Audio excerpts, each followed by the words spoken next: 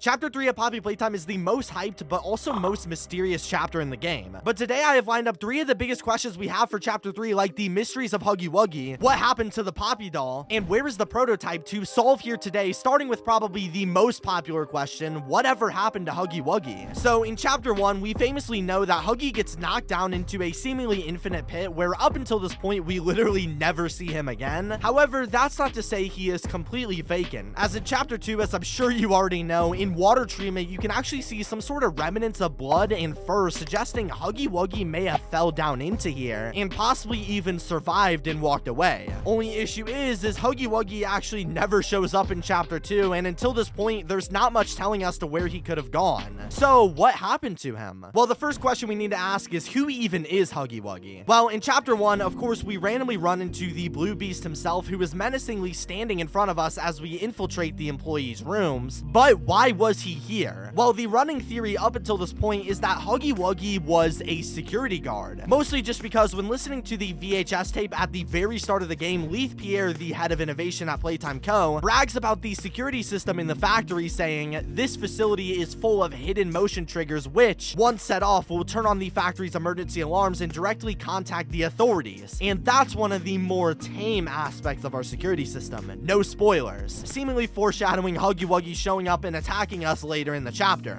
But after doing some more digging, I can actually prove that this theory is 100% correct, because just a couple weeks ago, Mob Games would release a brand new behind the scenes video for the second chapter, where we could see some scrap dialogue from Mommy Longlegs as the intro for Chapter 2, where she says, "I wasn't expecting company. Blank always tells Mommy when guests are on their way down. Blank didn't this time. Blank always tells Mommy." So who was she talking about in this censored clip? Well, if you look at all the censored text in the subtitles of the game, we can see that they blocked out the mysterious character's name. However, using the rest of the text and basic geometry, we could see the length of all 3 of the blanked out words that they tried to hide. And then after doing some digging, I was able to trace back the font they used for the captions on the internet, which is named VCROSD Mono, where then after reverse engineering the text into the captions, we could see that the first blank text is about 11 characters long, the second is about 5 characters long, and the last is about 2. Now, after spending a half hour or so testing every single name in the game into these spaces, the answer I finally came to is somewhat anticlimactic, as after putting in the pieces and solving all of the dialogue, the phrase that matches best is, "Huggy Wuggy always tells Mommy when guests are on their way down. Huggy didn't this time," and the final reads, "He always tells Mommy." So we have it solved that this random piece of text is referencing to Huggy Wuggy. But what's important about this is that in the context of this dialogue, now that it's solved, we can see that Mommy Longlegs says that Huggy Wuggy always alerted her when somebody was going down into the playcare, which matters since, as we theorize, he is put at the top of the factory in Chapter 1 as a security guard and would alert everybody below if somebody was coming as a security measure based on the scrap text. However, she says Huggy didn't tell me this time, because Huggy Wuggy was of course killed at the end of Chapter 1, basically confirming that this is who she was talking about, and also confirming the theory that we've had for a while that Huggy was actually a security guard for Playtime Co. However, this is cool and all, but it doesn't really tell us much about Huggy. Why does this actually matter? Well, what makes this audio most interesting is that, of course, this wouldn't end up getting put in the game and was scrapped before its release, which tells me that for some reason they opted to remove any form of mention from Huggy Wuggy at the last second. Perhaps this was to keep things ambiguous and not reveal his purpose in the factory and the Bigger Bodies initiative from the ARG, or it's because they didn't want to hint at the idea of Huggy Wuggy dying or disappearing in some way, because it would remove the ambiguity of his survival and remove the possibility of him coming back in future chapters, which to me, the latter sounds like the most likely option, both for marketing reasons because Huggy is so popular within the community that they probably have to bring him back, but also because the water treatment area, among many other things, is already foreshadowing him coming back in the future, and the developers have even said in Discord comments that there will be familiar faces coming back in Chapter 3, whether that be Kissy Missy, Ron the Dinosaur, or Huggy Wuggy himself. Plus, in anticipation for Chapter 3, they would reveal to us an all-new VHS tape all about Huggy Wuggy, where he escapes the factory and goes on a murder rampage while still being mysterious about him and his character, leaving little to be answered with this beast but a ton of questions, those of which would be perfect to answer in Chapter 3, which is also what this VHS appears to be anticipating. But while this question is very intriguing, it pales in comparison to the next question we've all been wondering: whatever happened to the Poppy Playtime doll? Well, Poppy Playtime, of course, is the name of the character Poppy, and in the name of the game itself, which should mean she is the most important in the franchise. However, thus far, she has been by far the least talked about and least popular character of them all, only showing up for the intro and outro of Chapter 2 and being completely vacant in Chapter 1. So what is her purpose and use going to be in Chapter 3 and later chapters? Well, keeping things simple, as I'm sure you guys probably already know, at the end of Chapter 2, Poppy shifts from being friendly to the player, wanting to help us escape, to suddenly being evil, forcing us into the confirmed Chapter 3 location, the Playcare,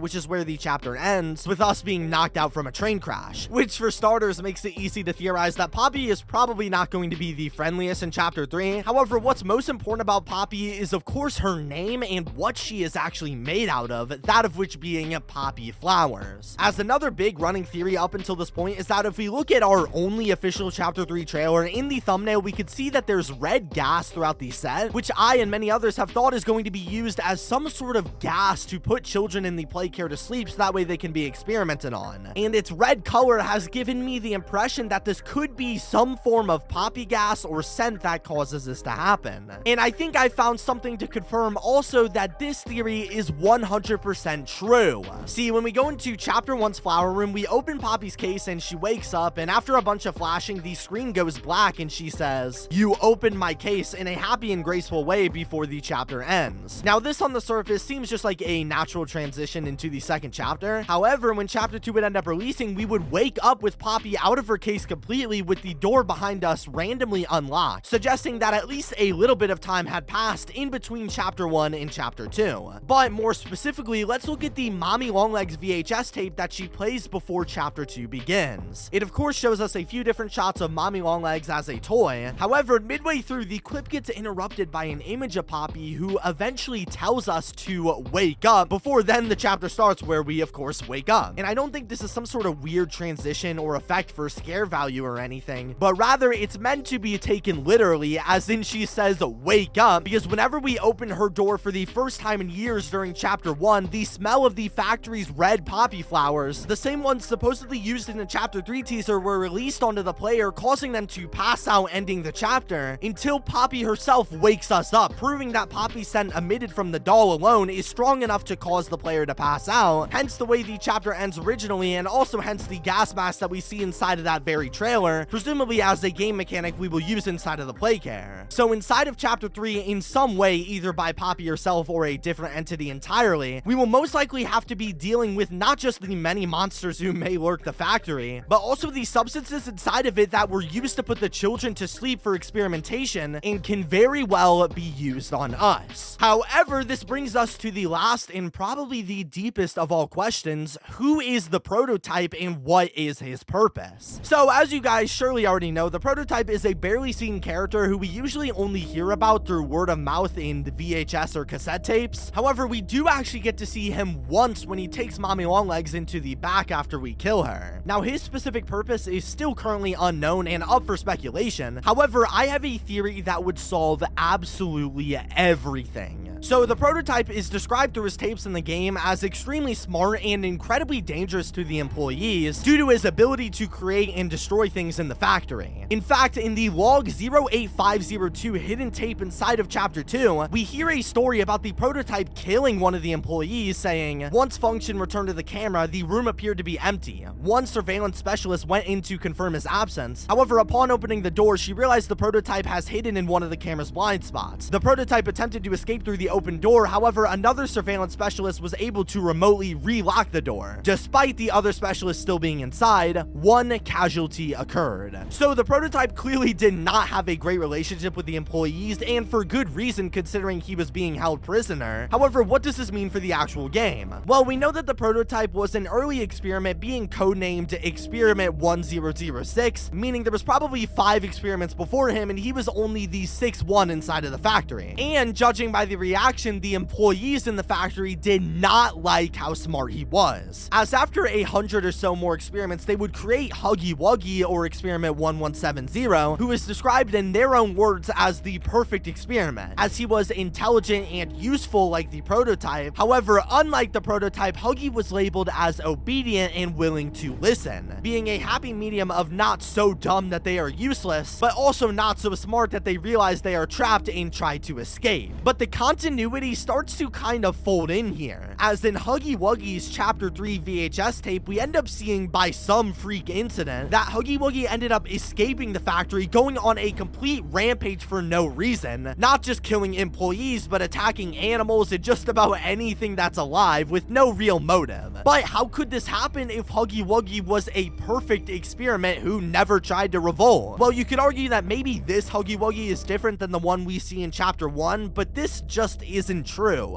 because the big version of Huggy, along with every other large toy, is part of the Bigger Bodies Initiative, meaning that according to the VHS and Project Playtime, they were built with a specific purpose. For example, Huggy being a security guard, Mommy Longlegs being a daycare attendant, and so on. While the plenty of smaller toys we see around the factory are just made at their own will and not for any specific use. Plus, this Huggy Wuggy has a blue bow tie, which is the exact same bow tie Huggy has in Chapter 1, however, is specifically different from the cartoon poster we see in the games where Huggy has a yellow bow tie, which is a very specific difference that both Huggies have, proving to me that they are both in fact the same character. But then with that being said, what changed from Huggy's creation to this very clip turning him evil? If only they told us. Well, what if I told you that they do? See, in the last tape of Chapter 1, just called Final Log, we hear the entire factory in absolute panic in the background while we hear a scientist tell us about Experiment 1006, saying, "Coordination and cooperation is evidently within his skill set, as well as the skill set of all other experiments of his type. Though still missing, today's events are no doubt in relation to him." Before we hear a scream that is the exact scream that we hear when we are jump scared by Huggy Wuggy himself, and then midway through the tape, it randomly interrupts and ends, presumably being killed by the same Huggy who was lurking behind him in the background of the tape. Now, this tape is presumed to be the last tape ever made before the factory would end up closing and all the employees would mysteriously disappear. And judging from the sounds heard in the tape, it sounds like there was complete panic before Huggy Wuggy would go on some sort of rampage. But what's interesting is that while we can hear Huggy Wuggy attacking employees in the background, who did the employees blame for all of this tragedy? Not Huggy, the one who we literally hear screaming in the background of the tape, but rather Experiment 1006 himself, the prototype. And to me, this is the tape right here literally screaming to us that the prototype is responsible for Huggy Wuggy's aggressiveness, which would explain what happened here in the VHS tape. And in fact, we can also explain this both with Huggy from Chapter 1 and Mommy Longlegs in Chapter 2. Like with Huggy in the base game, ever notice how we never actually see him get angry, and rather we just see him come out of a dark room jumping out at us with his signature bold eyes and sharp teeth representing his anger? What happened in between us meeting him in the security room and him attacking us with his angry face? Well, we'll get back to that in a second, but for now, let's also look at Mommy Longlegs, who just like Huggy we never see go crazy, but just randomly after beating PJ Pugapillar's game, she gets angry with us and jumps down on us once again with her big bolded trademark eyes. So the question stands as well with her, what happened in between us seeing her in her last appearance and her final scene that turned her like this? Well, after killing her, interestingly enough, when she dies, that's when we see the prototype in the game for the very first time, reaching out at the perfect time, grabbing her head and dragging it back into the darkness. A very similar darkness that we saw Huggy Wuggy initially come out of, almost as if these dark areas in the map could be where the prototype is hiding and following us along our path. Alright, let's be real, this is a massive stretch. I mean, sure, there's the Huggy tape where the prototype is basically blamed for him going crazy, and of course there's Mommy Longlegs being dragged away from the prototype at the perfect time, but it's not like we ever see them interact or anything to prove this theory, right? Well, wrong. Because for starters, in the game Project Playtime, we have the famous photo of the prototype holding onto Mommy Longlegs with puppet strings, literally symbolizing to us that the prototype somehow has some form of authority and control over the toys, representing his control by once again the trademark bolded eyes when we see them go crazy. But no, this is just art and it's nothing to take too seriously. It's not like they ever actually see each other in the factory, right? Well, also wrong. Because going back to the Mommy Longlegs VHS tape at the beginning of Chapter 2, we are flashed with some random room of Mommy Longlegs filled all over the place with toys hung up in spider webs around her. A relatively simple simple but also scary and unsettling image. And something that you may have missed out on originally when watching this is that if we bright up the image and look a bit to the middle center, we see none other than the prototype standing right there watching Mommy Longlegs face to face, proving that the prototype not only has a relation to the toys, but is actively following them around like a vulture, collecting their parts when anything happens to them, and controlling their brains using his extreme intelligence to use them all as puppets to ensure that he gets everything he wants. From getting Huggy Wuggy to break out of the factory when he was an innocent toy, attacking all of the employees in the tape when they were all originally friendly and under control, and finally subtly attacking the player when they infiltrate the factory. See, he does a good job of hiding it, but every single movement we see from the toys ties back to one person and one person only, the prototype. But what's also interesting about the prototype is that if you didn't notice, he isn't really the most aggressive person himself. He rarely seems to directly attack anybody, but rather instead opts to use the monsters inside of the factory to do it all for him. Perhaps this is because he's scared of getting caught or something and is just a master manipulator in the factory, or perhaps, in what I believe he's doing this before, he is only just the singular hand that we see inside of the game and has been spending all his time manipulating all the toys to go out and kill all sorts of different things, whether it be toys or human beings, and then comes in after the fact to collect all the pieces and eventually use for himself. And while we don't know how and the exact purpose of why he's doing this to everyone in the factory, Chapter 3 comes out sometime this year, and maybe then we will finally know. But if you enjoyed, make sure to like and subscribe, comment what you liked about this theory and what you hated, and peace out, guys.